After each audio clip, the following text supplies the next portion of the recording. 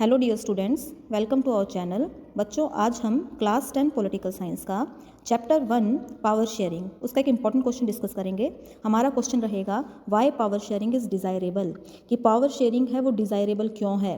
Democracy में सबकी इच्छा होती है पावर को शेयर किया जाए, तो ऐसा क्यों है? तो उसके पीछे दो कारण है बच्चों, एक तो है प्रूडेंशियल रीज़न और एक है मोरल रीज़न। ठीक है, तो जो प्रूडेंशियल रीज़न होता है वो आपके लॉस और गेन के ऊपर बेस्ड होता है, कि मतलब हमने कोई काम किया तो उससे हमें क्या फ़ायदा हुआ या क्या नुकसान हुआ। ठीक है, जबकि जो मोरल रीज़न है बच्चों, वो आपके, जैसे हम कहें ना कि नैतिकता, कि इसके पीछे नैतिक कारण क्या है। अगर हमने पावर को डिवाइड किया तो इसके पीछे नैतिक कारण क्या है। अगर मैं आपको एग्जांपल के रूप में समझाऊं तो आप अपने पेरेंट्स की रिस्पेक्ट करते हैं। क्यों करते हैं रिस्पेक्ट? अगर पेरेंट्स की रिस्पेक्ट नहीं करोगे तो हो सकता है कि वो अपनी प्रॉपर्टी में से आपको हिस्सा ना दें। ठीक है, तो आप उनकी रिस्पेक्ट करोगे क्योंकि आपको आपके पेरेंट्स की प्रॉपर्टी चाहिए। आप चाहोगे कि आपके सारे खर्च हैं जो आपके पेरेंट्स उठाएं, इसीलिए आप क्या करोगे? उनकी रिस्पेक्ट करेंगे। जबकि दूसरी ओर क्या है कि आपको अपने पेरेंट्स की रिस्पेक्ट करनी चाहिए। क्यों करनी चाहिए? क्योंकि वो आपके पेरेंट्स हैं, उन्होंने आपको जन्म दिया है। तो ये कौन सा रीज़न हो जाएगा? आपका मोरल रीज़न, जो नैतिकता के ऊपर बात कर रहा है। ठीक है क्या?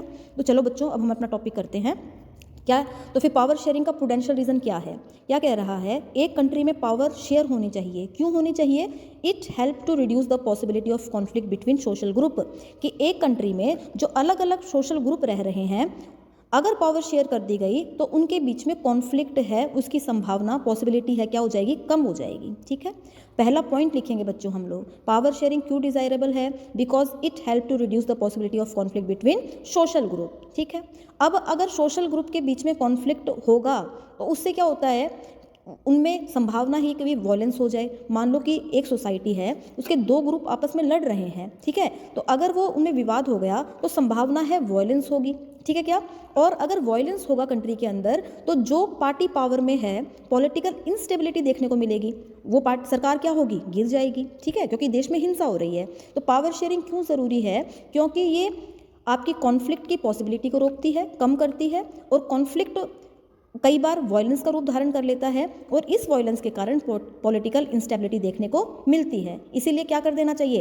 पावर को शेयर कर देना चाहिए। अब दूसरा पॉइंट कह रहा है कि it is good way to ensure the stability of political order. इसी वाली बात को कह रहा है कि अगर पावर शेयर हो जाएगी, वॉयलेंस नहीं होगा, तो सरकार क्या होगी? स्टेबिलिटी पॉलिटिकल ऑर्डर में हमें देखने को मिलेगी। Imposing the will of majority community over other may look like an attractive option in the short run. क्या कह रहा है कि अगर जो मेजोरिटी ग्रुप है कंट्री का, कम्युनिटी है, अगर उसकी विल है, उस कम्युनिटी की जो इच्छा है, उसको इम्पोज थोप दिया जाएगा किस पर? माइनॉरिटी पर। तो क्या है? एक बार के लिए तो क्या है, वो अट्रैक्टिव लगेगा आपको, शॉर्ट रन के लिए तो अच्छा होगा, मतलब जो आपकी माइनॉरिटी हैं एक बार के लिए आपकी बात मान लेंगी, but in long run it undermine the unity of nation. लेकिन अगर ऐसा ही आगे भी जारी रहा तो देश की यूनिटी प्रभावित होगी। तो बच्चों, हमने क्या क्या पॉइंट कर लिए, एक बार रिकॉल कर लेते हैं कि पावर शेयरिंग ज़रूरी है क्योंकि ये कॉन्फ्लिक्ट की संभावना को रोकती है, देश में वॉयलेंस को रोकती है, और पॉलिटिकल